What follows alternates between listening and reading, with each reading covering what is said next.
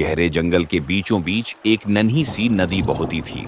उस नदी के किनारे बड़े बड़े दरख्त खड़े थे, जिनकी टहनियों पर परिंदे खुशी से चहचहाते थे। जंगल के सब जानवर इस नदी से पानी पीते और गर्मी के दिनों में ठंडक हासिल करते। एक दिन नदी के किनारे एक अजब मामला हुआ। एक नन्हा हिरन, जिसका नाम चिंटू था, पानी पीन आया। अचानक उसने देखा कि पानी के अंदर कोई चमक रही है। वो करीब गया तो उसे एक छोटा सा सुनहरा पत्थर मिला, जो सूरज की रोशनी में जगमगा रहा था। चिंटू खुश हो गया और इस पत्थर को अपने साथ ले गया, लेकिन ये आम पत्थर नहीं था। जैसे ही चिंटू ने उसे हाथ लगाया, जंगल के सब जानवरों को महसूस हुआ कि फजा में एक अजीब सा सुकून और खुशबू फैल गई है। परिंदों की चहचहाहट और भी सुरीली लगने लगी और फूलों ने ज्यादा खुशबू देना शुरू कर दी।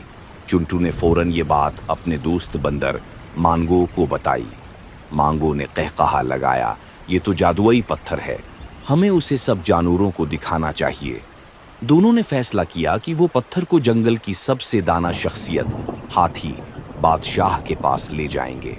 बादशाह हाथी ने पत्थर को गौर से देखा और बोला, ये पत्थर हमारी दोस्ती और अमन को मजबूत करेगा, लेकिन याद रखो, अगर हम में से कोई उसे लालच या खुद गर्जी के लिए इस्तेमाल करे तो ये अपनी ताकत खो देगा।